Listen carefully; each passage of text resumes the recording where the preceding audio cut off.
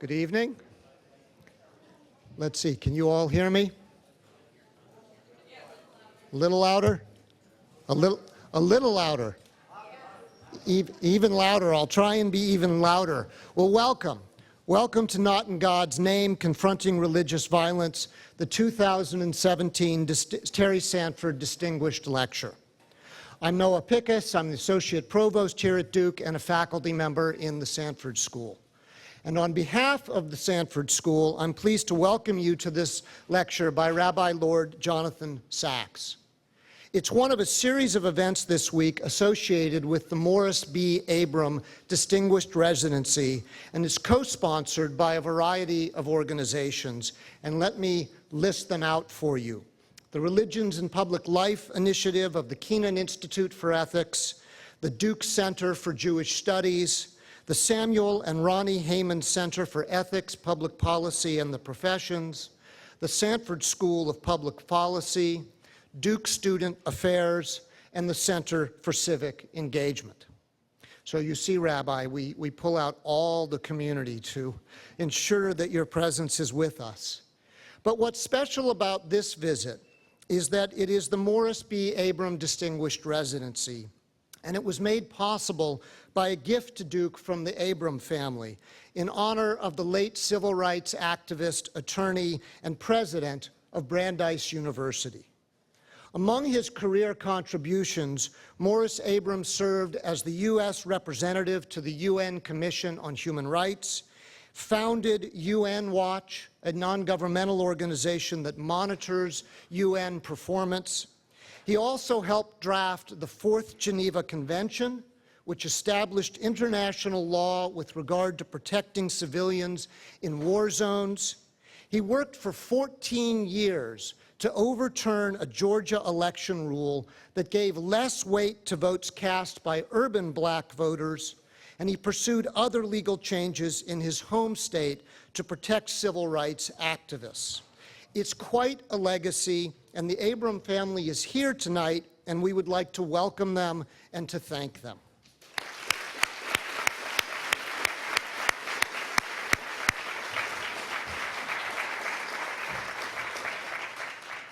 Tonight's talk is also supported by the Terry Sanford Distinguished Lecture Series, which was endowed by a generous gift to the university from the William R. Keenan Charitable Trust. Tom Keenan is in attendance, as well as Doug Zinn, Executive Director of the Keenan Trust. Welcome and thank you.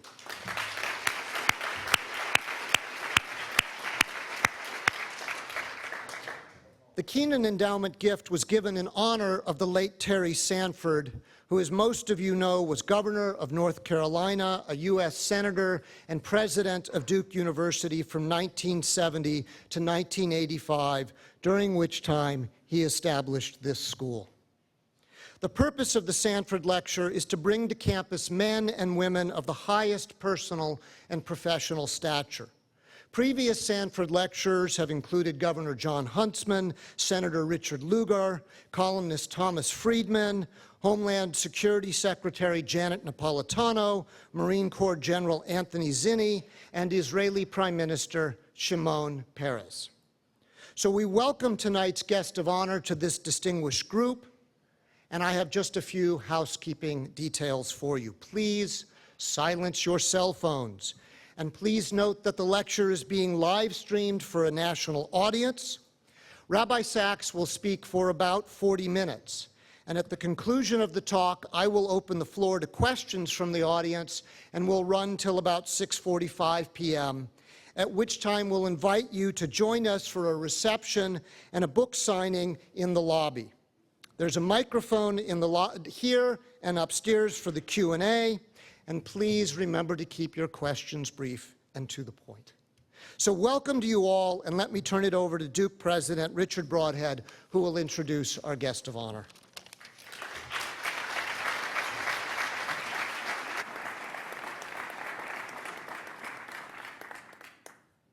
Well, and let me say this is an honor to have a chance to introduce such a distinguished guest here for such a distinguished residence and such a distinguished lectureship.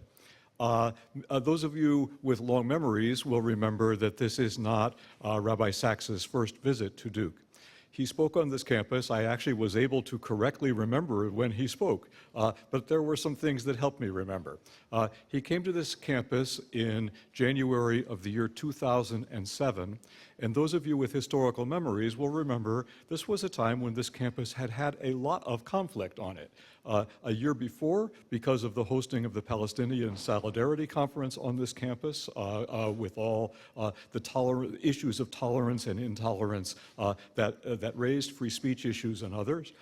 But then the early months of the year 2007 were a time when this campus was engulfed in an athletic-related controversy that had had gasoline poured on it by a reckless district of attorney. And this was a time when many people in the membership of this community had extraordinarily strong feelings about other people in this community. I mean to include extraordinarily strong negative feelings. And into the middle of that conflict-ridden situation came Rabbi Jonathan Sacks, the Chief Rabbi of the United Hebrew Congregations of the Commonwealth. What an incredible title that is. And he gave a talk, that you remember it, called The Dignity of Difference, and we now have the book that preserves some of the thinking in that. And I guess it was there that I personally first thought I took the measure of Rabbi Jonathan Sacks.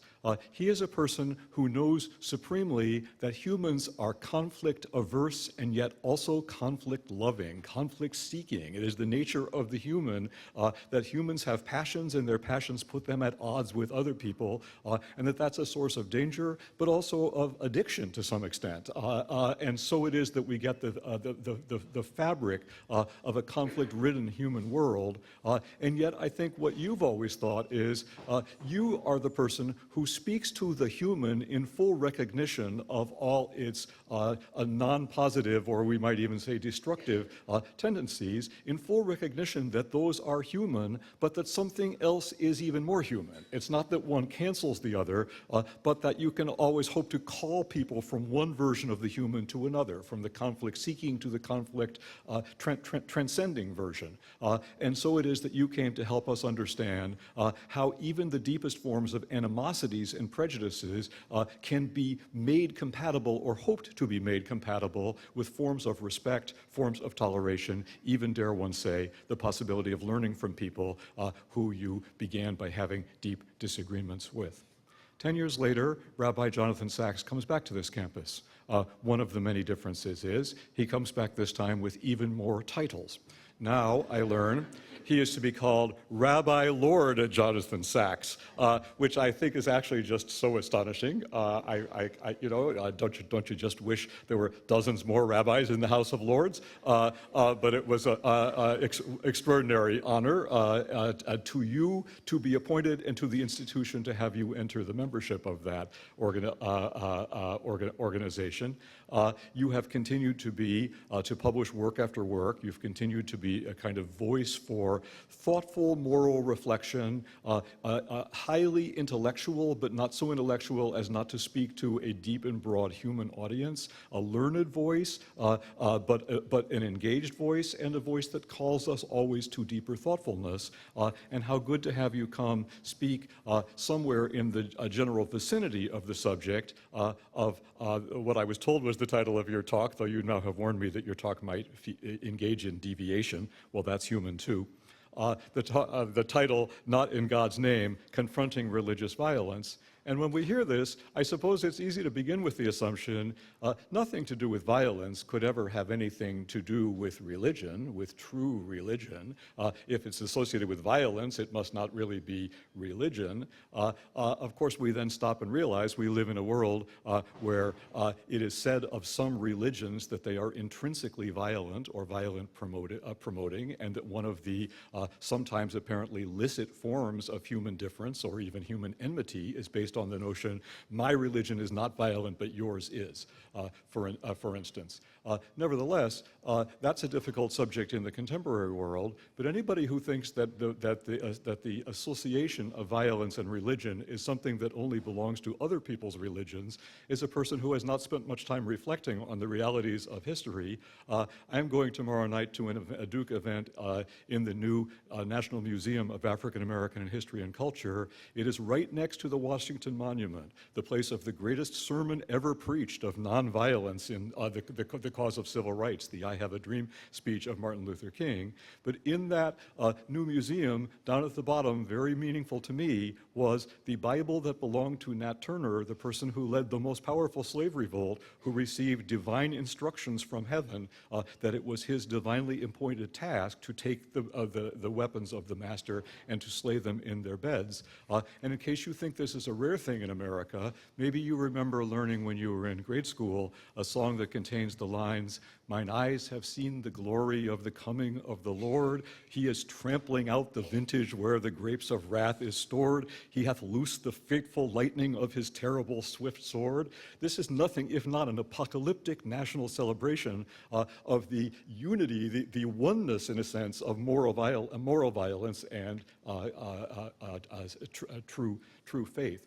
So this is a complicated intersection, and it seems therefore worthy of your kind of subject, because it is human, all too human, but if that were the end of the conversation, then we probably wouldn't have institutes of ethics on campuses, and we might live in an even more violence-besotted world than we do.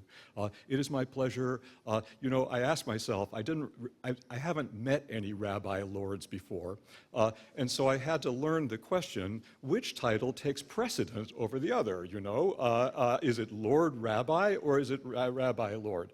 I was pleased when I saw that Rabbi is the first title. Rabbi means teacher, and lo and behold, that is the most distinguished title a person can hold, in my opinion.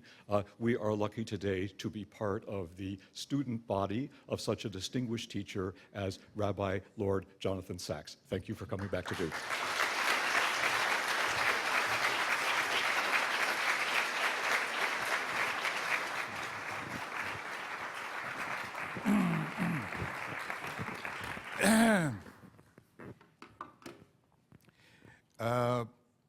President Broadhead, beloved friends, thank you for that wonderful introduction. Thank you for this incredible invitation and for the privilege of speaking in this wonderful arena, which is just lovely because we're all on different levels in different spaces, but we're all engaged in a conversation, and I think that's beautiful.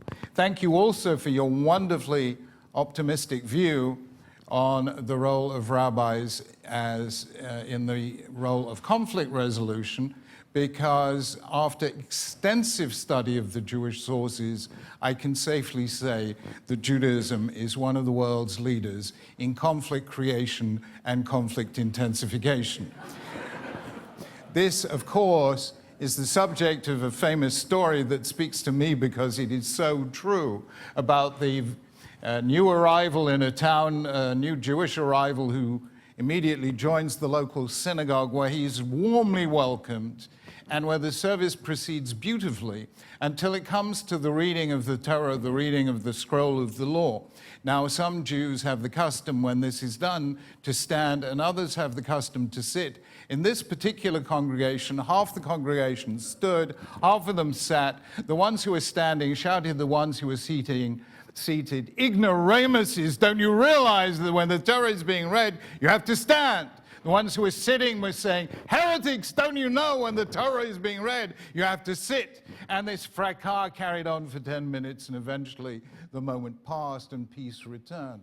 However, the same thing happened the next week and the next week. And finally, in despair, the visitor wanted to know what actually is the law. There was no local rabbi, so he traveled a few miles to the nearest town where there was a rabbi, was ushered into the wonderful book-lined study of the sagacious figure with a long gray beard. And he said, "Rabbi, please tell me, when you read the law, are you supposed to stand?"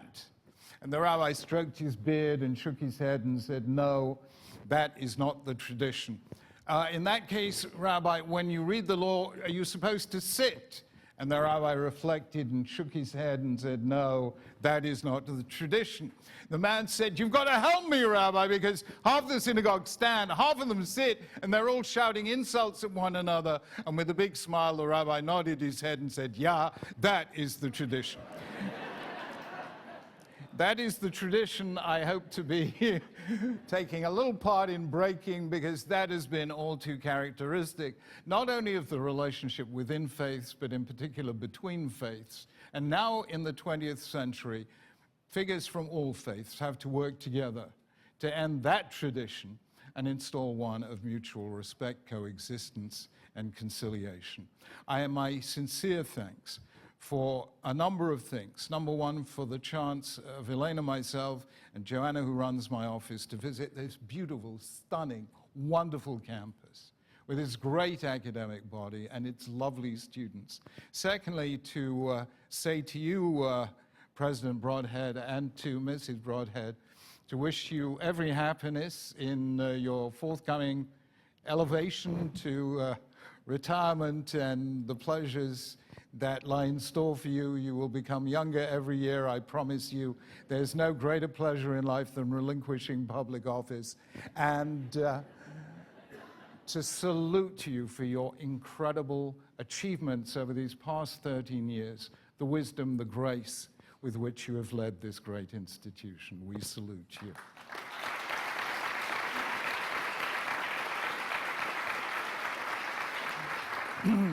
I want to thank the family of the late Morris Abram and say what a privilege it is to give this lecture in the honor of one of the truly great Jewish and American figures of the past century, a person whose life is and surely will remain an inspiration to all of us.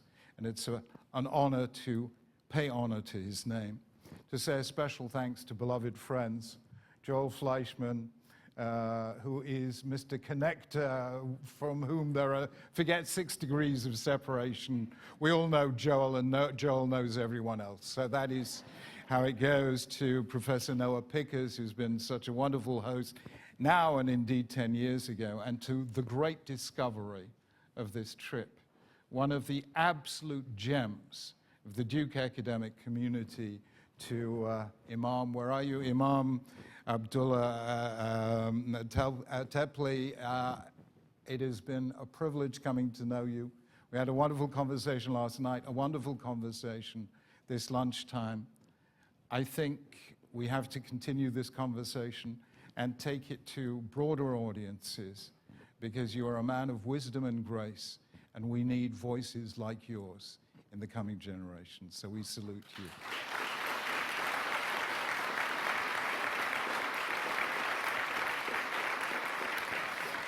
My talk was designated to be directly on my book, Not in God's Name. But the fact is that this afternoon, I did what I sometimes do. I tried to listen to God's call. You know, there are times when you want to know from the Almighty, why am I here in this place at this time addressing this audience? And I suddenly realized, I wrote God's Name, I began writing God's Name immediately after finishing my book, Dignity of Difference, in 2002. I wrote it twice, 2003 and 2004, and it didn't work. And I put it away, and it was only with the rise of ISIS in the summer of 2014 that I felt something new and dark needed to be confronted, and I took it out and rewrote it another 2 times. And it's about religiously motivated violence, which is not only happening in Islam. We are seeing the rise of religious counter-revolutions in India and Hindu nationalism, to some extent the development of extremism in all the world's great faiths, and Judaism is no exception. And it is a religious protest against religiously motivated violence.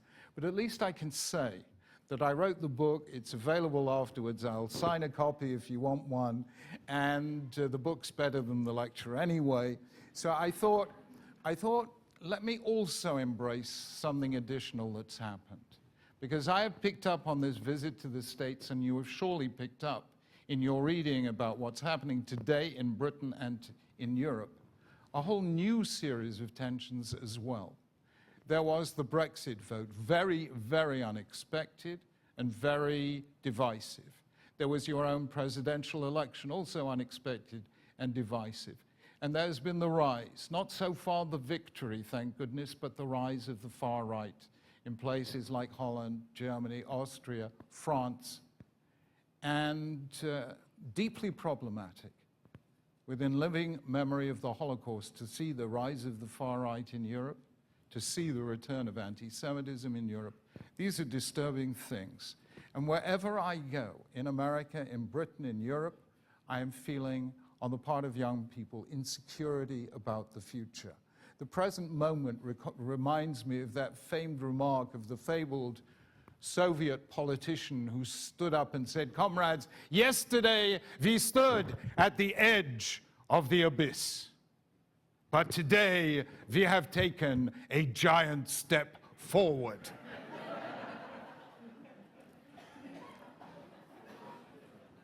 So at moments like this, you ask yourself, what does God want us to do at this hour? Now, it so happens that today is a very special day in the Jewish calendar. It is the 1st of Nisan, the anniversary of the first commandment Moses gave to the Israelites 2 weeks before the Exodus. It is 2 weeks, we have already begun our preparation for Passover, for the Pesach. And if there is one profound truth, Jewish truth, that we are in need of as humanity right now, it is the rule stated in the Mishnah in the 10th chapter of Psachim that tells us how to tell the human story. It says, "Matchil bigenut Messiah b'shevach," you begin with the bad news, but you end with the good news. The bad news is we were slaves in Egypt. The good news is God took us out. And that is articulated all the way through. And that is constitutive of what it is to tell a Jewish story. That is to say, we do not see the world through rose-tinted glasses. We recognize that there is evil, injustice, oppression, and violence in the world. We begin with the bad news. But that is the beginning of the story, not the end of the story. We end with the good news. In other words, the Jewish story is a narrative of hope. And right now, the world needs a narrative of hope. So I'm going to divide my talk into 3 sections. Number 1, I want to look at 4 master narratives that we have told ourselves in modernity, and where each one of them, true for a while, has proved to have led us in unexpected directions, so that the ways we understand the world have all suddenly been confounded. Narratives are essential to the discovery of meaning, but not every narrative works for all time, and we may need a new narrative. Secondly, I am then going to go back in time to the last time that the West faced a crisis like the present, and ask, what did people do then that allowed us to emerge with, in Lincoln's words, a new birth of freedom? Out of that bad news came that good news. How did they write their narrative of hope? And finally, what would a narrative of hope look like today? And how could we, of all faiths and those of none, contribute to formulating and realizing that narrative? So I hope what I am doing is talking about narratives, some that have proved false and others that hopefully will take us to the future. I want to talk about 4 meta-narratives. Narrative 1. If there is one thing on which every single intellectual agreed in the 17th and certainly in the 18th centuries, it is that the civilized world, the Western world at any rate, was embarked on a process of secularization. As Alexis de Tocqueville writes at the beginning of democracy in America, all good-thinking intellectuals in the 18th century believed that as rationality spread, religion would decline and eventually become obsolete. And indeed, it happened. We can trace the history of secularization in 4 stages, each occupying a century. In the 17th century, the West witnessed the secularization of knowledge in the form of Newtonian science and Cartesian philosophy. For the first time, knowledge without dogmatic preconditions. The secularization of knowledge. Not that Descartes or Newton were secular. Descartes brings God in the second stage of his meditations, and Newton spent half of his time writing commentaries to the Bible. They were very religious, but they wanted to move knowledge to non-religious foundations. 18th century, the secularization of power, the birth of the secular nation state, whether in the form of the First Amendment in America or the Revolutionary Declaration of the Declaration of the Revolutionary Assembly in France in 1789. 19th century, the secularization of culture. That was the age in which the museum, the art gallery, and the concert hall were thought to fulfill the functions that had previously been performed by the house of worship. You could listen to music or see art and encounter the sublime. Hegel said that modern man has taken to reading the newspaper instead of morning prayer.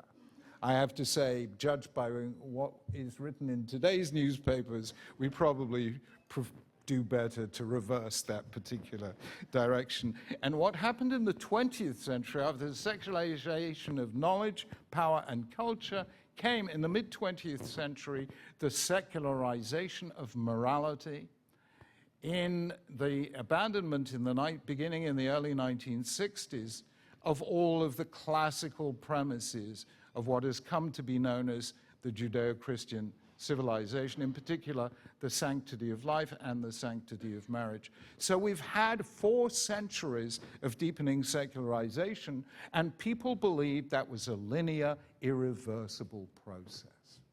By the end of the 20th century, because I was part of that debate, the sociologist Peter Berger was already talking about the desecularization of the world. That narrative was fine for 4 centuries, but it's no longer true. The 21st century will be more religious than the 20th century, even if no one is converted, on the simple grounds that the more religious you are, the more children you have. So the demographics of it are very clear. They've been set out in actuarial terms. The 21st century is going to be much more religious than the 20th century.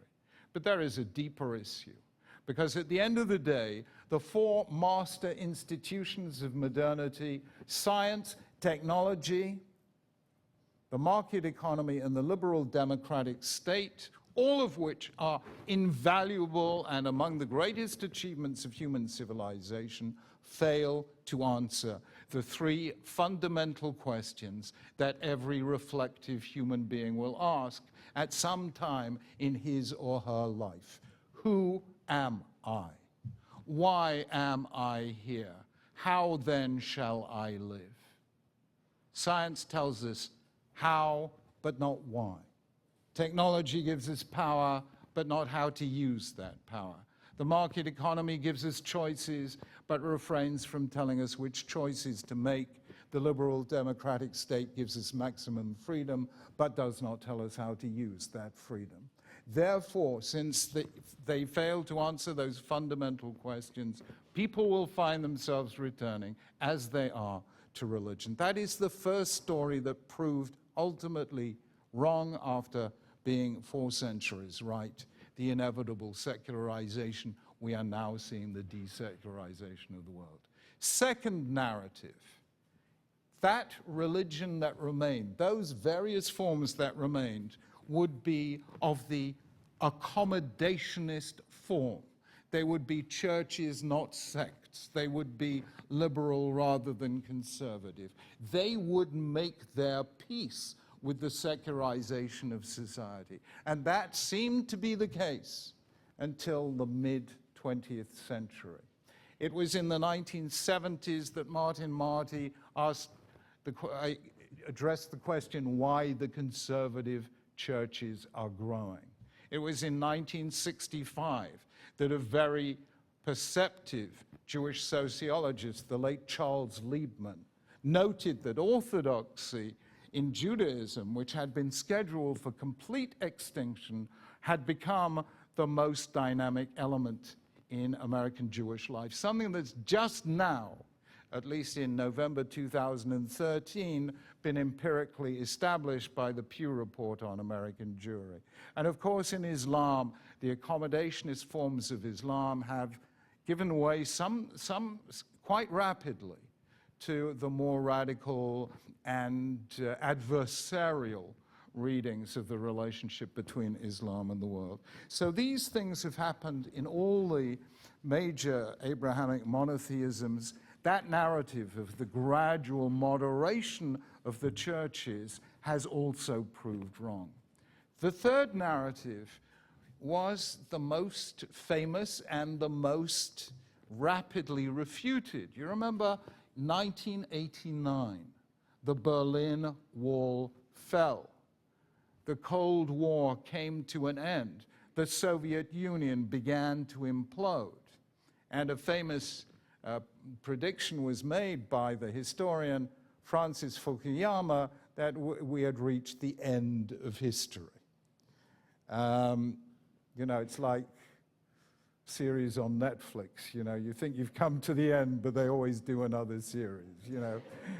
So history turned out not to end after all, and not only did Europe explode into ethnic violence in Bosnia in 1991 and Kosovo in 1999, but we have seen the Middle East go up in Syria, Iraq, Libya, Somalia, Yemen, and South Sudan in flames.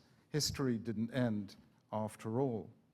And the most extraordinary thing is that precisely in 1989, when Fukuyama was making this prediction, two events happened that nobody really picked up on, whose significance no one really picked up on, and which 25 or 28 years on, we can now, in retrospect, see their significance. Two unusual things happened in 1989. Number one, Ayatollah Khomeini issued a fatwa against the English writer Salman Rushdie and his book, The Satanic Verses, and his book was burned in the streets of Bradford. This was the first time that the modern Islamic world had seen that somebody in Iran could issue a fatwa that would affect the politics in Britain. It was the first glimpse of the global reach of a religious imperative. And that was an extraordinarily fateful moment which has led to consequences. The other thing, I still wonder if people have fully understood. You see, people thought history ended in November 1989 with the fall of the Berlin Wall. But if I had been Osama bin Laden at the time, I would have said history changed not in November 1989, but in February 1989. Something happened in February 89. Anyone remember what that was? The Soviet Union had to pull its troops out of Afghanistan. And a young Osama bin Laden must have seen that a handful of dedicated mujahideen could bring one of the world's two great superpowers to its knees, admittedly with American help. And I hypothesize that he had a second thought. If we could bring the world, one of the world's two great superpowers to its knees, why not the other one? Why not America? You could only do it in one way. It had to be done in Afghanistan, because no foreign power has ever survived Afghanistan. They have always had to retreat in humiliation. How then could you tempt the United States into a war zone that no one in their right senses would ever go anywhere near. We now know, thanks to neuroscience, that we have, in addition to a prefrontal cortex, which gives us the power to make rational decisions, and something called the limbic system, which is really the sphere of alpha males, you know, about jockeying for position in emotion and so on. Beneath it all, there's something called the amygdala, which sometimes people call the reptile brain. It's the oldest bit of the brain, which has the fight or flight reactions. And if it senses sudden and overwhelming danger, it can engineer what Daniel Goleman, in his book Emotional Intelligence, calls an amygdala hijack. You are so flooded with emotion that you cannot actually make a rational decision. I believe it was at that moment that 9/11 was planned. I don't think Iraq was part of the original plan at all. But it succeeded. And America is shaking.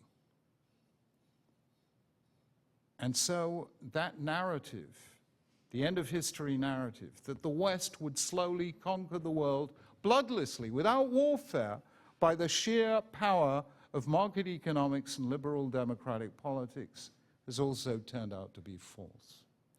But in the last year, a fourth narrative has turned out to be false as well. And believe you me, I could see the three coming. I could not see number 4 coming.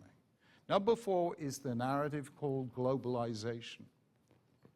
As technology advances, and as the economy goes global, as politics has gone global with big overarching institutions, the United Nations, European Union, and so on, with our ability to communicate instantly right across the world, it was assumed that people would gradually lose their narrow prejudices, their nationalisms. We would stop being parochial and we would become cosmopolitan. We would stop being pilgrims and become tourists. We would stop being narrow in our loyalties and become eclectic and broad-minded. We would love the sheer encounter with variety, and that encounter would slowly dissolve all the narrow prejudices of the past. And what we have seen in the past year is a reaction against globalization, in Brexit, in part of the rhetoric of the United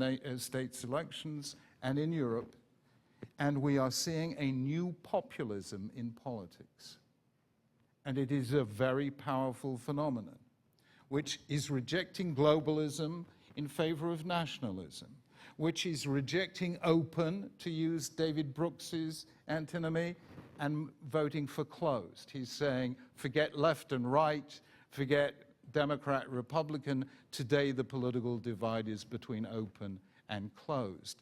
And people are voting closed. They are forgetting inclusive approaches and adopting exclusive approaches. They're moving from the politics of consensus to the politics of confrontation. They're moving from the softer kind of new man or new woman type of political leader to the old authoritarian, strong political leader. This is the new populism. I don't know if you read last week's report by, believe it or not, something called Bridgewater Capital, but it tells a fascinating story. It has done an investigation of populist parties throughout the West and has arrived at the conclusion that today, on average, throughout the West, populist parties are attracting 35% of electoral support. That is the highest level since 1934. The rate of increase is also the highest level since the early 1930s. Now that is a warning signal of all warning signals. It's serious. So the result is that having bought into a particular kind of narrative, I will tell you exactly what narrative it is. It's the Enlightenment narrative that was summed up in one word, the word progress. History is linear. It's an upward trajectory. and it is continuous. Whereas Jews know that history is a bit like the Israelites' journey through the wilderness when Moses lacked Google Maps. You know, you get there eventually, but there are false turnings, there are dead ends, there are reversals, and a journey that should have taken 10 days takes 40 years. History is not linear progress. It has its ups and downs. It has its diversions and divagations. One way or another, history is not straightforward. It's not cyclical, it's not negative, but it's complicated. And therefore, we can summarize all of these four narratives with some ancient wisdom. And Imam Abdullah, you will be glad to know that I candidly acknowledge that the first person to set out this ancient wisdom systematically was the 14th century Islamic thinker Ibn Khaldun. He set it out already in the 14th century. Giambattista Vico set it out in the 18th century. And your own wonderful historian, Will Durrant, set it out in the mid-20th century. All civilizations grow. They succeed. They become affluent. And when they become affluent, that is when the danger begins. People stop thinking about the collective good and start thinking about private gain and private affluence. And when that happens, social bonds atrophy, leaders and elites are seen to be acting for their own interests rather than from everyone's interests. The losers in all this feel neglected and unheard, and that is when the fractures begin and civilizations are in danger of decline and fall. Again, Ibn Khaldun was the first to see it, and we have to recognize that that fits us now. Secondly, why did it happen? No, I'm not going to tell you why it happened. I'll leave that for another time. Secondly, okay, we're in a mess. How do we get out of it? To my mind, the last time we were in such a situation in the West can be identified very simply. And the answer is in the 17th century. The West had gone through wars of religion. There had been a revolt against the prevailing power, the Holy Roman Empire, the Catholic Church. And it was assisted exactly as ISIS and Al-Qaeda today assisted, and exactly as the politics of anger is assisted by a revolution in information technology. What was it in the 17th century? What had happened was the invention of printing in the mid-15th century. Change happened a bit more slowly. But what fascinates me is that everything put forward, and this is the 500th anniversary of the Reformation this year, what fascinates me is that everything that Martin Luther nailed to the door of Wittenberg Church in 1517 had already been thought of, I would say this being English and being an Oxbridge guy, by John Wycliffe in Oxford 2 centuries earlier. The trouble was, printing had not yet been invented, so John Wycliffe's wonderful ideas never got out of Oxford, whereas Martin Luther, whose followers all believed that God invented printing especially to distribute his ideas, was able to have his pamphlets flooded through Europe in their hundreds of thousands. When there is a revolution in information technology, groups that would otherwise be completely marginal are able to outflank all established powers. So if your seat of authority is the pulpit and the guys on the fringes are flooding everyone with pamphlets, you are outmaneuvered. And if, as today, your seat of authority is national governments, you are completely outflanked by people who use global media and completely bypass all the normal channels of communication. So that is what links us to the 17th century and its wars of religion and so on. What happened is that 4 thinkers, I mean many more than 4, but 4 who are heroic to me, sat down and thought their way through to the future. These are my personal heroes.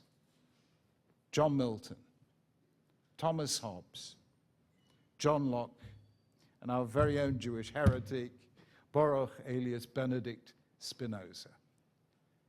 Those four people in the 17th century sat down, having seen Central Europe destroy itself in the 30 Years' War between 1618 and 1648, and said there must be another way. Now, what is fascinating about those four figures is two, at least, were atheists, Hobbes and Spinoza, although Novalis called Spinoza a God-intoxicated man. But the fact is, although two of them were atheists and two were sincere Christians, all four used as their text the Hebrew Bible. That is fascinating. Hobbes, who quotes the Hebrew Bible 649 times in the Leviathan, is not in dialogue with Plato's Republic or Aristotle's Politics. He is reading the Hebrew Bible. So is Spinoza. Tractatus Theologico-Politicus is a treatise on the Hebrew Bible, basically. And Milton and Locke, obviously so. They sat down and read an extremely religious text, and meditating on it deeply, came up with the 5 principles that created modern freedom. Number 1, social covenant, what Rousseau called social contract, but what Hobbes called social covenant. Number 2, the moral limits of power, what Jefferson called inalienable rights. Thus far can the government go, but no further. Number 3, the doctrine of toleration. Number 4, liberty of conscience. Number 5, maybe most important of all, human rights. All those 5 ideas, born in the 17th century by meditation on a religious text, by the great minds of their day. It was an extraordinary, extraordinary achievement. John Plamenetz, the Macedonian philosopher, in a 1962 book, wrote that liberty of conscience was born in the most religious age of European history. And he asked, how was it that the most religious age produced this concept of liberty of conscience? And he came up with a very interesting idea. He said, it is not a great step from holding religious belief is the most important thing, that everyone should have the one true religious belief, to saying religious belief is the most important thing, therefore everyone should feel free to live according to his or her religious beliefs. Do you see that? It's not a great step from here to here, but it is a step from religious coercion to religious liberty. And it comes out of a deeply religious age. And that, I believe, is the precedent we should be following. That's why I say to Professor Brotherton, our Christian colleague here, and Imam Abdullah, our Muslim colleague, we have to sit down with secular humanists, like my beloved Richard Dawkins, whom may the Almighty preserve in good health so that he can get angry with him again. There was a Jewish philosopher, I know, it's a true story, you know, what was his name? Sidney Morgenbesser, who on his deathbed said, I don't understand why God is so angry with me just because I don't believe in him.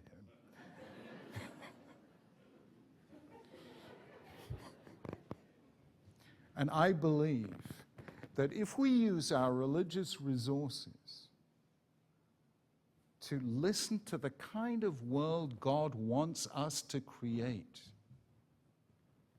not a world of violence in his name, but a world of love in his name, then we can do in the 21st century what Milton, Hobbes, Locke, and Spinoza did in the 17th. What would it look like? Well, I'll tell you exactly what it would look like. And I'm telling you from my tradition. And a Christian and a Muslim will have new and different things to say, equally valuable from their traditions, and likewise from Aristotle and John Stuart Mill, and indeed from the Eastern traditions that are part of our world today. Number 1, go back to the Bible and read Genesis again. And you will see something very striking. Genesis tells the story not of one covenant, but of two covenants. Genesis 9, God makes a covenant with Noah, and through him with all humanity. Genesis 17, God makes a covenant with Abraham and his descendants, which is not all humanity. The covenant of universality and the covenant of particularity, which I say represents the two essential elements of the moral life, the universality of justice and the particularity of love. If that is the case, then the Hebrew Bible is telling us that the covenant of human solidarity takes precedence over our religious differences. First comes the universal covenant. Universal dignity, sanctity of life, rights. Then we can develop our religious differences as children of Abraham or children of another culture. First, we have to respect our common humanity and only then pursue our religious differences. Secondly, and I know it's a Jewish thing to say, but we did share this with Christianity and Islam, though I shifted it a little bit, the Sabbath. Shall I tell you, society has become so much more abrasive since, in effect, we abolished the Sabbath, deregulated in England in 1989. The end result has been the untrammeled triumph of a consumer society. Consumer society is not a good deal, let me tell you, because a consumer society is built around getting you to focus on what you don't yet have, that wonderful bright red new iPhone. You haven't got one yet, right? So there's something missing in your life.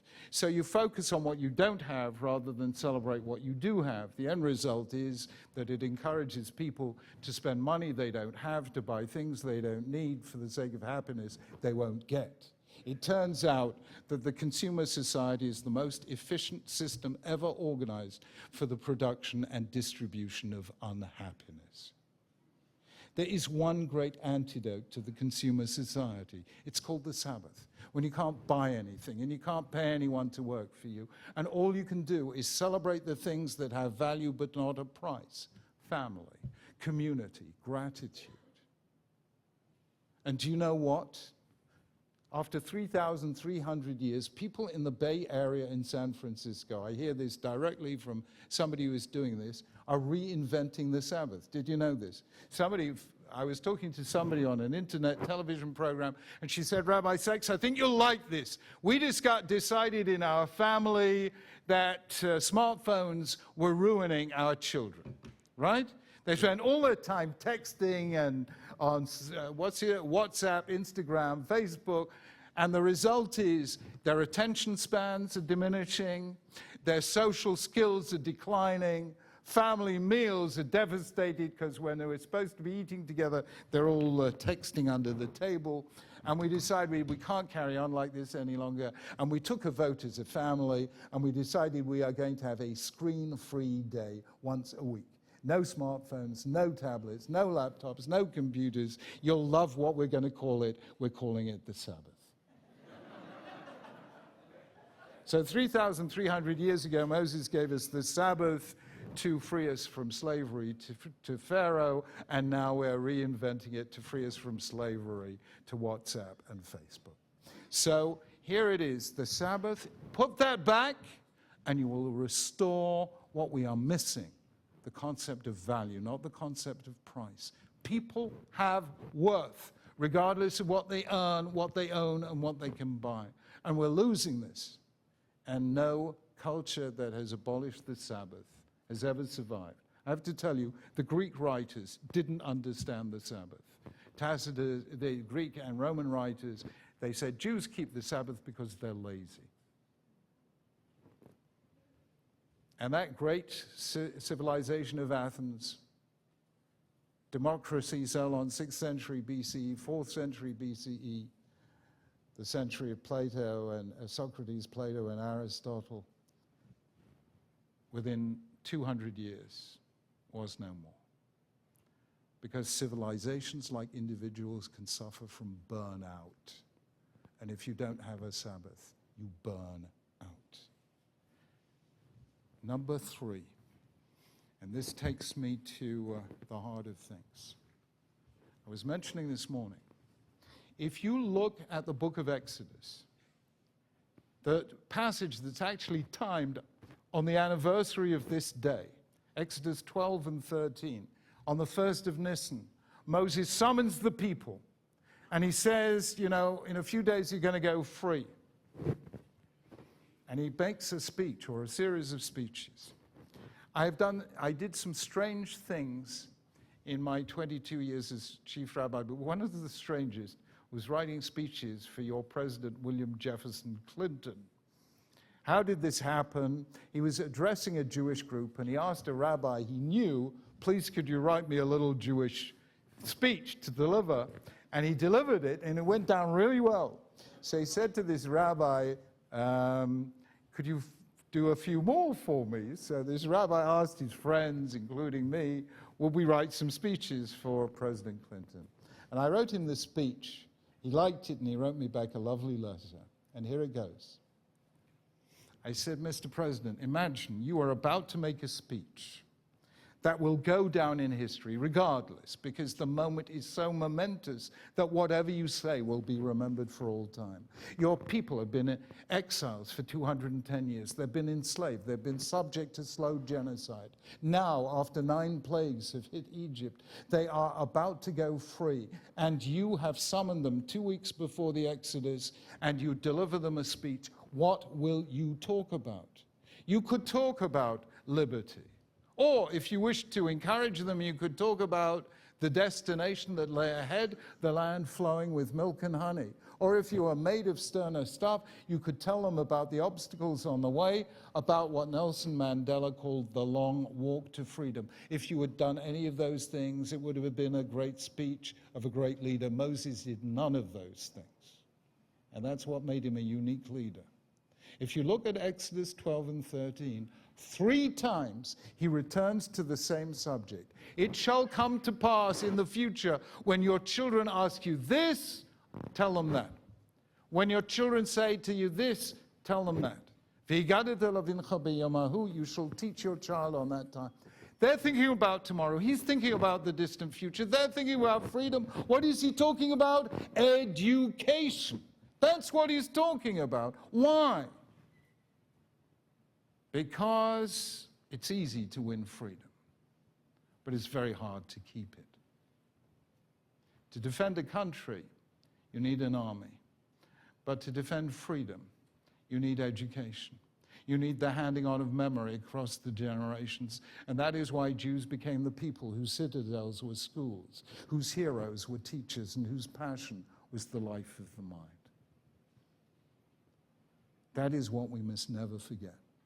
In our rush to technology, we must never forget that the single most important element in any civilization is its educational institutions. And they must give future generations not just knowledge, not just skills, but ideals. The unrealized ideals of those who came before us, whose hopes we are the guardians of. And that is what we must never forget. We can educate people for freedom if we educate them not to hate, but to love, not to resent, but to forgive, not to reject opposing opinions, but to listen to them, argue with them, and grow through them. And if we do that, we create a future of hope. Because the world our children will build tomorrow is born in the education we give them today. And that is how Jews, having suffered some of the worst persecutions and dislocations in history, are still 38 centuries on, strong, young, and full of energy. And that is how, out of pain and suffering, they rescued a narrative of hope. Friends, the world needs today a narrative of hope. And that is the responsibility of the great faiths, the great secular tradition, wisdom traditions, and great institutions like Duke University. Let us join together in this great task of bringing hope to a world badly in need of it. Thank you very much indeed.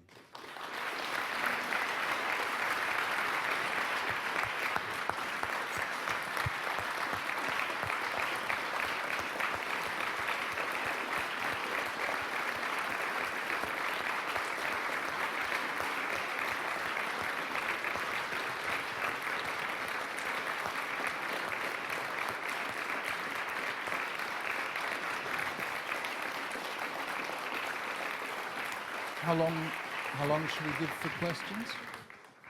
10 minutes. We have some time for questions. There is a microphone here. There's a microphone up there. We'll bounce back and forth if you'll come to the microphone. And if I can ask you to ask a question and do so briefly. Rabbi Sacks, how would you describe the narrative of the Middle East between Israel and the Arabs in today? And is there any hope in your eyes? How would I describe the narrative in the Middle East between Israel and the Palestinians? Pardon? I'm going to talk about Israel and the Palestinians because, the Arab world should be spoken of by somebody who knows the Arab world from the inside, which I don't know. There is one thing that we do on Passover which to me has enormous power. We eat the unleavened bread of affliction and we taste the bitter herbs of slavery, and we thereby are sensitized to those who still eat the bread of affliction and whose herbs still taste bitter. If there's one people on earth who should be able to understand the suffering and the humiliation of the Palestinians, it is the Jewish people. Everything in our tradition should lead us to understand what they are feeling. And likewise, the Palestinians, through their own history, should be able to understand some of the tears of Jewish history as well. I once went shortly after the assassination of Yitzhak Rabin to Amman to speak with King Hussein and his brother Prince Hassan. And I asked Prince Hassan, what will bring us together? What will bring Jews and Muslims together in the Middle East? And he said two things. He said, Al-Andalus, the fact that we managed it once before in Spain under the Umayyads, the era of convivencia, of coexistence. And the other is our shared history of tears. Now, I don't take that lightly. Are you with me? I know that we are dealing with quite possibly the world's most intractable conflict. And a conflict that has run for a century is not going to be solved in an instant.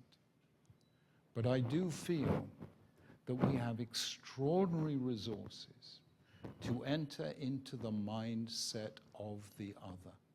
Jewish law is predicated on that. Do not oppress a stranger because you know what it feels like to be a stranger. So it seems to me that, that we have these resources.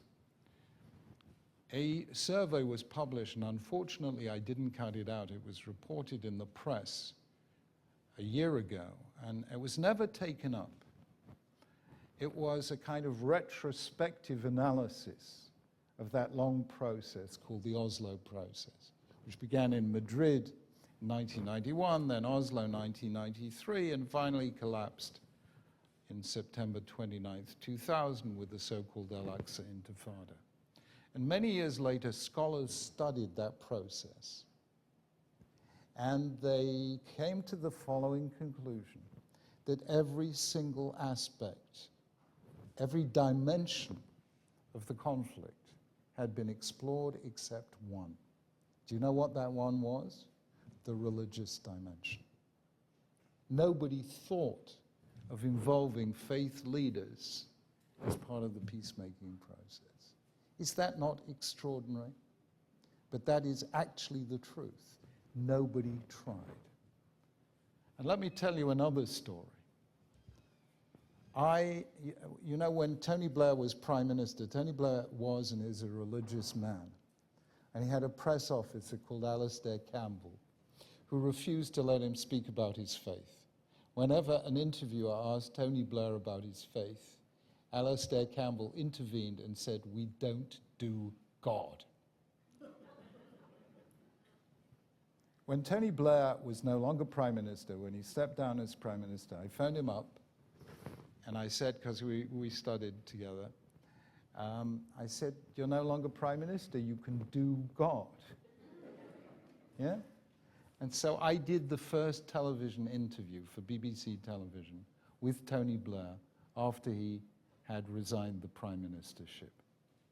And it was the first time he spoke about his religious beliefs in public.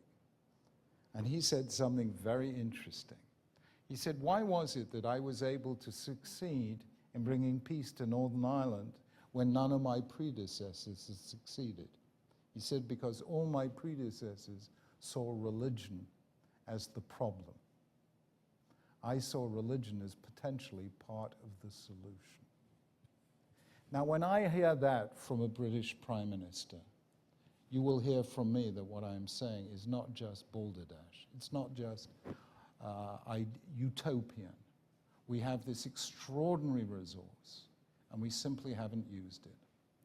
And I happen to be able to tell you very bluntly that we did use it once.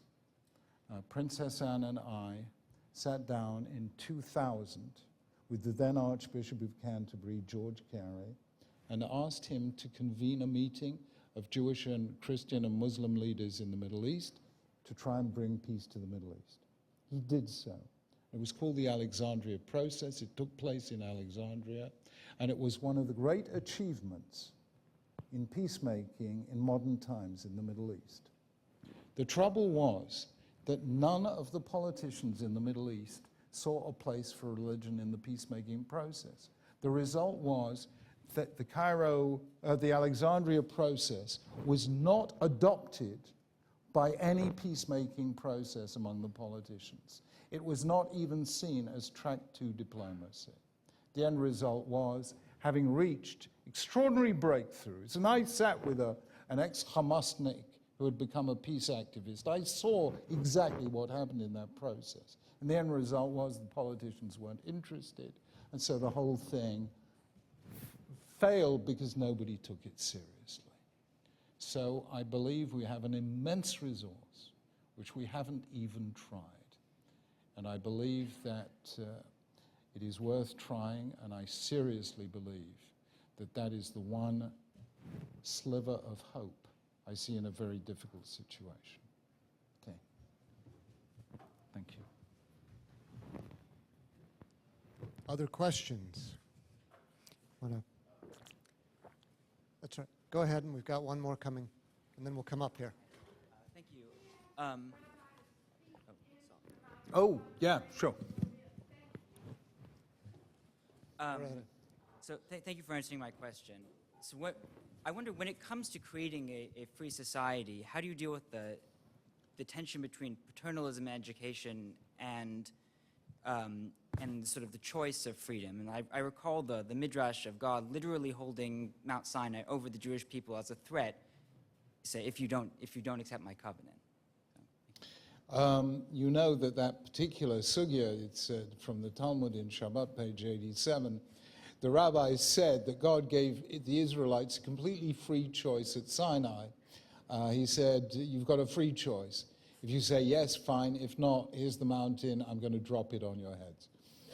That's called a free choice in Judaism. Now, you know perfectly well that if you closely read Exodus 19, it is a completely free choice. God says to Moses, go down, tell the people, you have seen how I brought you out of Egypt on eagle's wings, and now if you agree, you shall become to me a kingdom of priests and a holy nation, Exodus 19:6. And the people say with one voice, all that God says we will do. They reiterate that agreement twice in Exodus 24. This is the covenant as a free assent, and God is insistent on that free assent. So it shows you how ultra-sensitive the rabbis were to freedom, that they said even that wasn't free enough. Are you with me? So this is the beginning of a free society. And this, of course, is the first source that lies behind the American Declaration of Independence statement that governments acquire their authority by the consent of the governed. What Exodus is telling us is that applies even when the governor is creator of heaven and earth. So Judaism builds freedom into the structure in the most dramatic way at the Seder service. A Seder service, a Passover celebration, can only begin with the questions asked by a child. And when I had my conversation with Richard Dawkins, I said, Richard, you think religion makes you stupid, don't you? And he said, yes, I do. So he said, I said to him, in that case, how can you account for the fact that Jews have won 26% of Nobel Prizes in physics, 27% of Nobel Prizes in medicine, 41% of Nobel Prizes in economics, 49% of world chess masters?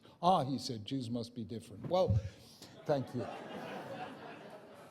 How are they different? Well, I will tell you, because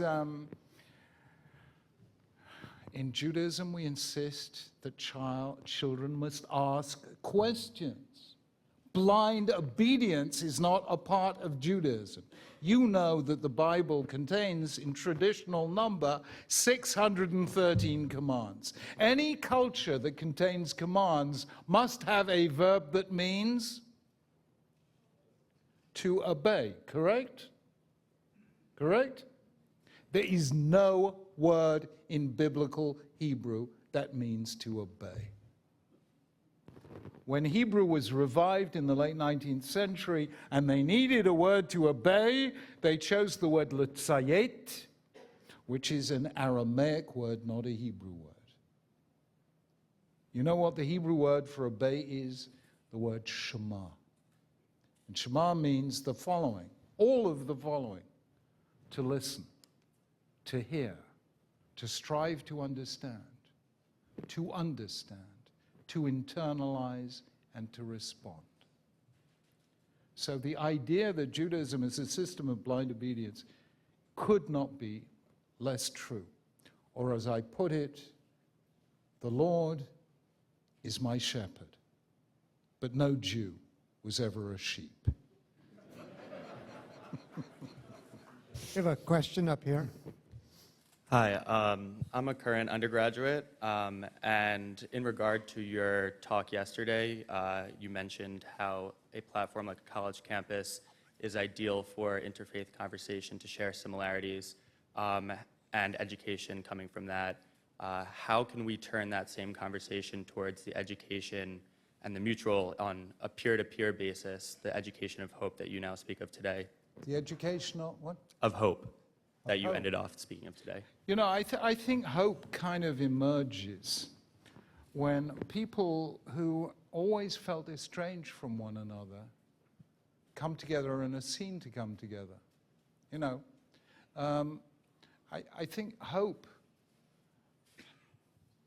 comes when people that you have feared and maybe even distrusted for years, and you sit down with them, and suddenly, all of a sudden, two things happen.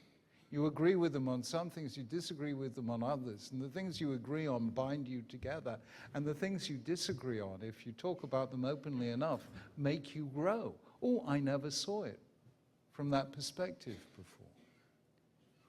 You know, we had a rabbi of the 3rd century, and I'm sure you can find the same in Greek culture and Christianity and Islam, who said, "Who is wise? One who learns from all." And I think when you kind of do that, hope comes.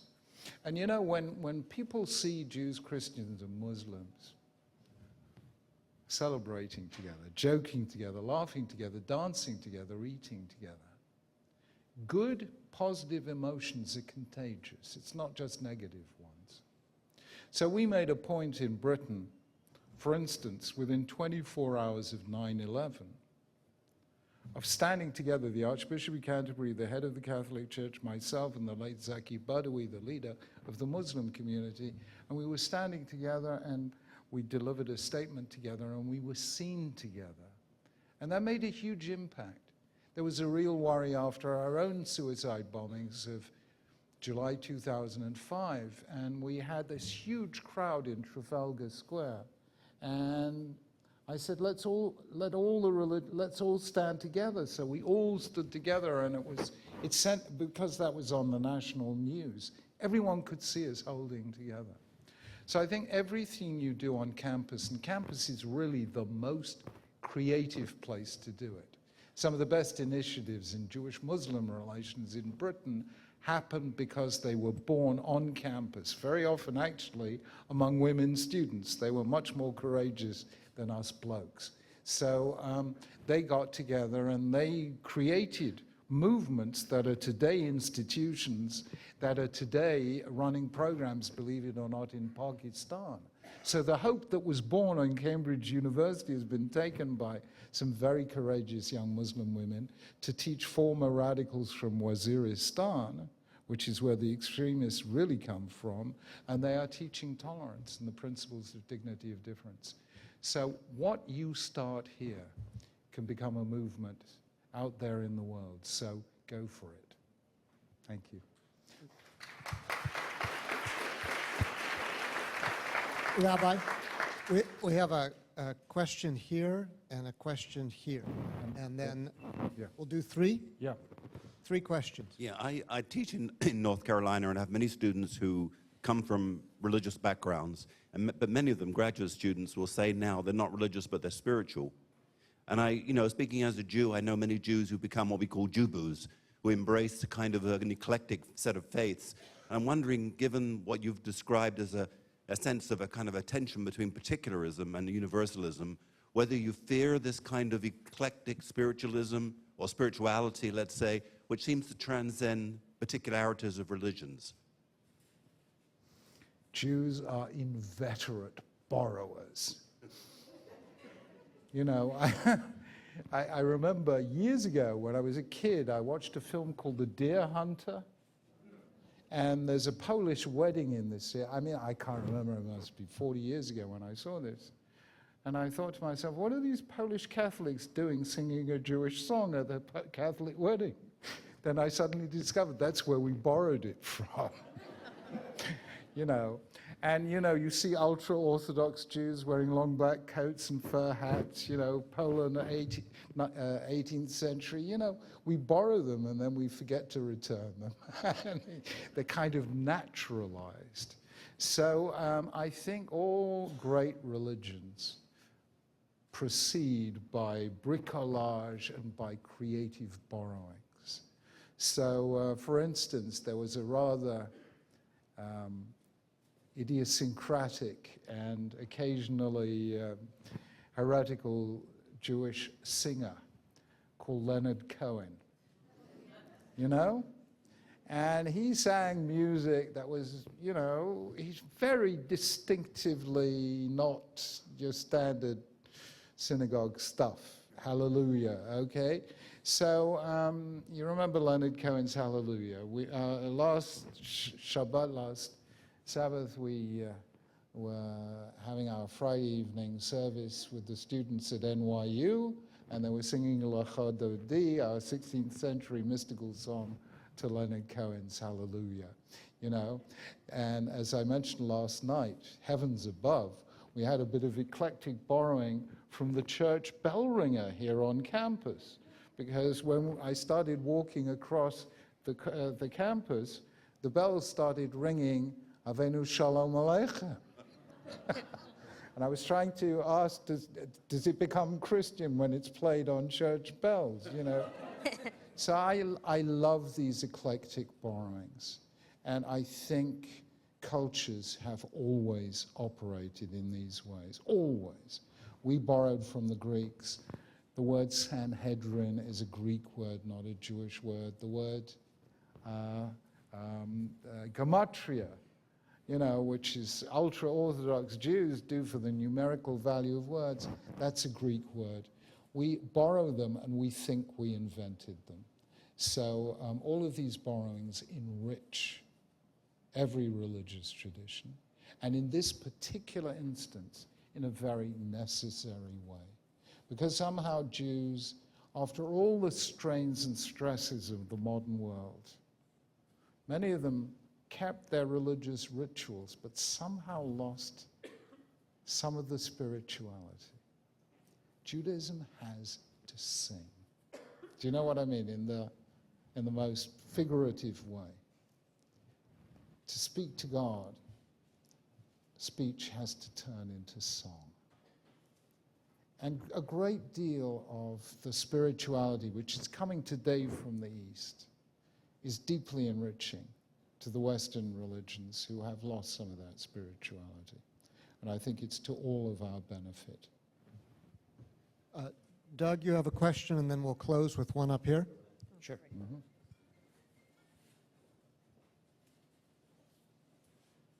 Rabbi, my question on which you somewhat touched is the value of empathy and the regeneration of hope. Well, I don't agree with Paul Bloom of Yale, who's just published a book called Against Empathy, but then I don't want to do what IMDb call a spoiler. But if you read have you read Against Empathy? Pardon? But actually, as I say, it's going to be a spoiler, but actually he isn't against empathy. It's just a very catchy title. He's against going overboard with empathy because sometimes you need a role distance. But I think empathy is at the very heart of the moral life, and that is what I write about in Not in God's Name. And that is the basis on which I've undergone what I think is some fairly revolutionary rereadings of some very famous biblical narratives. And I will give you one simple example. On the first day of the Jewish New Year, we read Genesis 21. Genesis 21 begins joyously. Sarah, after all that waiting, finally has a child, calls him Isaac, says, Slokas Ali Elohim, God has made me laughter. All who hear me will laugh with me. It's a very joyous beginning. But then she sees Ishmael, Hagar's son, Mitzachek, whatever that means, laughing too, and somehow suddenly she decides and she says to Abraham, I don't want that my son growing up with this, send this slave woman and her son away. And Abram does so. And you remember what happens. They go off into the desert with water, and then in the heat of the day, the water runs out. They're very dehydrated. And Ishmael is on the point of death, and Hagar leaves him under a bush, the only bit of shade around, and sits a distance away because she cannot bear to watch her son die. And suddenly an angel appears and provides a pool of water and says, God has heard the lad where he is. Ishmael means God hears. And he too will be blessed, and he too will be the father of a great nation. Now, notionally, we're supposed to take the side of Sarah and Isaac. But can you read that chapter and not identify and empathize with Hagar and Ishmael? You cannot read it. It is written in such a way as our empathy is forced in that direction, even while our rational mind seems to be moving in that direction. And that makes it a very powerful moralizing experience. Hagar, this Egyptian slave woman, is a mother, a human being. Ishmael, this child who is told will be a wild man, is still a child.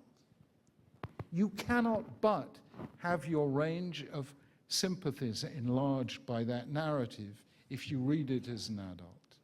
And you will find Genesis is constantly doing this in totally unexpected and counterintuitive ways. We must sympathize with Esau, not Jacob, in Genesis 27, where Jacob dresses up in Esau's clothes and so on. So the Bible uses empathy in the most powerful way to tell us to recognize the full humanity, not only of our guys, but also of the other guys. And that is what makes it, to my mind, a very subtle, grown-up, and civilizing literature. Yeah, last question. On behalf of all the undergraduate students here, I just want to thank you first for speaking with us and sharing your message of hope. Thank you. I am an undergraduate public policy major here, and you'll be proud to know that John Stuart Mill is one of the texts that is emphasized within the public policy curriculum. And Mill asserts that truth is rooted in free speech, and without free speech, truth can't be defended. And if we don't continually defend truth, we'll lose sight of what truth truly is. And with this said, words we often hear on college campuses and in our political discourse is political correctness and safe spaces. And my question for you is, as students, what advice do you have for us to facilitate this dialogue among people that do have honest, increasing sensitivity and apprehension? Well, I'm sorry to be blunt with you, but John Stuart Mill will be horrified at what is happening on campus. Let me be very clear. Political correctness is a beautiful idea. And what it tells you is be very sensitive in your language. Don't needlessly offend anyone. But to move beyond that to where it is today, saying that certain things may not be said because they might upset somebody, that, I'm afraid, has gone beyond the limit and has become an inhibition or restriction of free speech. Safe spaces. You know what is a safe space? Let me tell you something. I never trained as a rabbi at university. I never even dreamed of being a rabbi. Elaine never dreamed. She was marrying a rabbi, okay? It was a late, unscheduled career change. And I trained as a philosopher in Cambridge and then at Oxford, and at a time when every philosopher I knew was an atheist. And after completing my undergraduate degree, I went to seminary in Israel, and I came back very, very religious. Much more religious than I am now. Terrifyingly religious. My supervisor was the late Sir Bernard Williams, who was the greatest atheist of his time. He was a really, really intelligent atheist. Not all atheists are, I'm sorry to say, but he really was. So here you have this passionate, lapsed Catholic atheist supervising this bearded, mystical, very religious Jew. And that was one of the most beautiful experiences of my life. He never, ever made fun of my religious belief. He never ridiculed anything. He simply wanted me to be lucid, to explain, to be rational, to, obey all the disciplines that I had learned as a philosopher. And the knowledge that an atheist and a religious Jew could sit together in mutual respect and learn from one another meant that I could face anyone and anything subsequently without fear. That was the safe space. Not because he stopped me saying what I believed, even though it offended him clearly deeply, but because he took me seriously, because he gave me the space to articulate my view. And he would challenge it on rational grounds, but not ridicule it. And because of that, because I knew he had been described as the brightest man in England, that was what he was known as, because I knew I was able to speak and get a respectful hearing from the brightest man in England who disagreed with everything I believed, that gave me the confidence to travel safely against all the hostile interviewers, all the angry atheists, all the people who are against my religious and political opinions. That is how you create safety, by giving a respectful hearing to views with which you disagree. And that is the great tradition of John Stuart Mill. But as I mentioned last night, you can trace it back several centuries before John Stuart Mill to a Christian writer, John Milton, in his defense of free speech called Areopagitica. If you travel 50 years earlier than that, you go to a rabbi who was one of my ancestors, called the Maharal of Prague, Rabbi Judah Lowy of Prague, who makes the same argument in Prague 50 years before John Stuart Mill. And if you travel 2 centuries earlier than that, you get to the first person who made this case, who was the Islamic thinker Averroes. So there is a lovely, lovely story of defenders of free speech, first a Muslim, then a rabbi, then a Christian, then John Stuart Mill, then my beloved Sir Bernard Williams. And that is how you create safe space, not by silencing opinions, but by giving them a respectful hearing. And this is how you should be politically correct. Don't ban any views whatsoever, but never be less than polite and sensitive in the way you address everyone. That way, you will be part of a great university, and you will take a stand against the narrowing of discourse, which will be a disaster to every university who adopts it. So here we are celebrating our differences, and that's the joy of real safe spaces. Thank you.